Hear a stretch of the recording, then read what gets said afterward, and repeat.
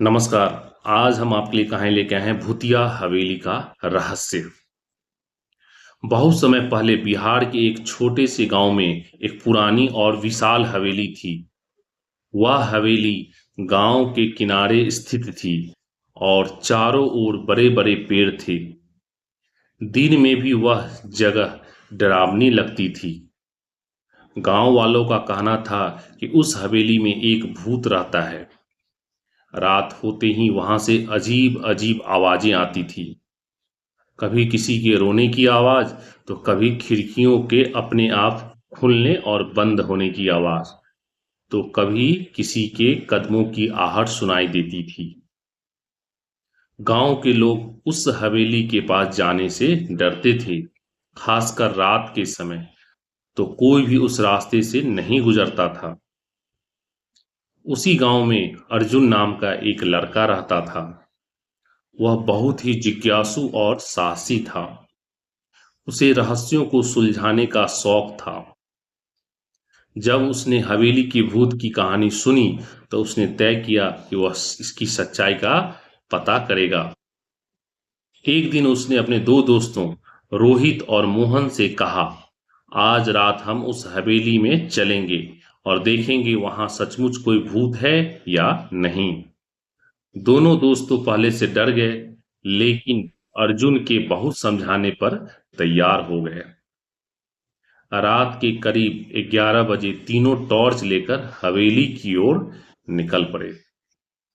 आसमान में बादल छाए हुए थे। ठंडी हवा चल रही थी।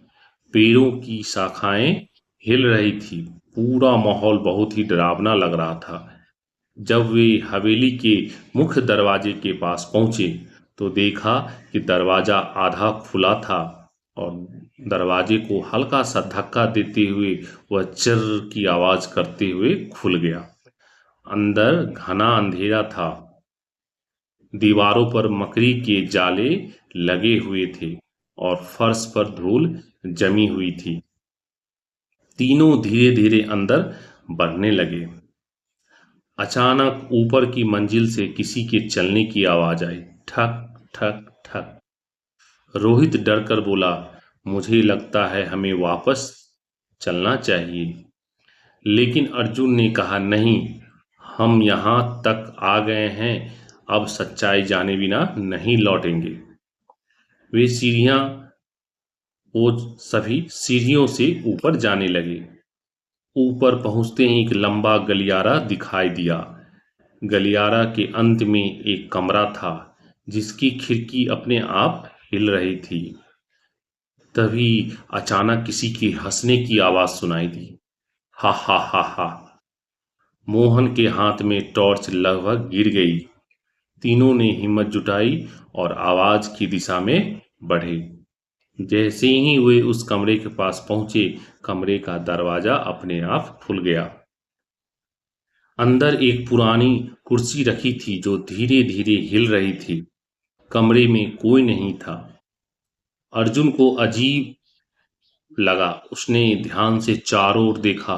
तभी उसकी नजर एक पतली रस्सी पर पड़ी, जो कुर्सी से बंधी हुई थी और दीवार के पीछे जा रही थी। यह क्या है, उसने सोचा। वह रस्सी के पीछे गया। दीवार के पीछे एक छोटा सा रास्ता था, जो हवेली के दूसरे हिस्से में जाता था।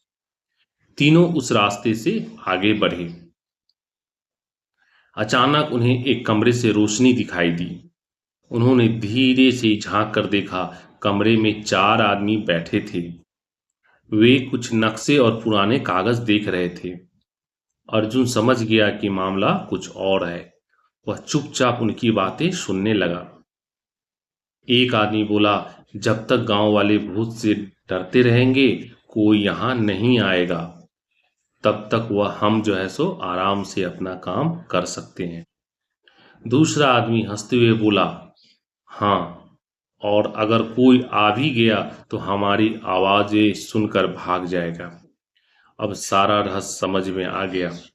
वे लोग भूत की अफवाह फैलाकर हवेली को अपना छिपने का अड्डा बनाए हुए थे। लेकिन तभी मोहन का पैर एक पुराने डिब्बे से टकरा गया। धड़ाम आवाज सुनते ही वे आदमी सतर्क हो गए। कौन है वहां? एक आदमी चिल्लाया। तीनों दोस्त भागने लगे। आदमी उनके पीछे दौड़ पड़े। पुरानी हवेली में अंधेरा था। सीढ़ियां टूटी हुई थी और हर तरफ धूल उड़ रही थी। भागते भागते अर्जुन को एक कमरा दिखाई दिया। वे तीनों उस कमरे में घुस गए। दरवाजा बंद कर लिया। बाहर से उन आदमियों की आवाजें आ रही थी। दरवाजा खोलो, वे यहीं कहीं छिपे हैं। तीनों बहुत घबरा गए। तभी अर्जुन की नजर कमरे की दीवार पर एक गुप्त दरवाजे पर पड़ी। उन्होंने उसे खोला और अंदर चले गए। वहां एक संकरी सुरंग थी जो हवेली के पीछे जंगल की ओर निकलती थी। तीनों सुरंग से बाहर निकल गए और सीधे गांव पहुंचे। गांव पहुंचकर उन्होंने मुखिया और पुलिस को सारी बातें बताई। जो भी सच्चाई थी, जो भी बातें हो रही थी, वो सारी बातें वहां पर गांव के मुखिया और पुलिस को पूरी बातें बता दी। अगली सुबह पुलिस हवेली पहुंची। जब तलाशी ली गई तो वहां वही 4 आदमी मिले। पता चला कि वे पुराने सामान और कीमती वस्तुओं की तस्करी करते थे और लोगों को डराने के लिए वे भूत जैसी आवाजें निकालते थे, खिड़कियां हिलाते थे और रस्सियों से कुर्सियां चलाते थे। पुलिस ने उन्हें गिरफ्तार कर लिया, उन्हें पकड़ लिया। गांव वाले यह जानकर हैरान रह गए कि जिस भूत से वे वर्षों से डर रहे थे, वह असल में कुछ अपराधियों की चाल थी। उस दिन के बाद हवेली का डर खत्म हो गया। कुछ महीनों बाद उस हवेली की मरम्मत कराई गई और उसे एक पुस्तकालय, जहां पर पुस्तक रखा जाता है, और संग्रहालय में बदल दिया गया।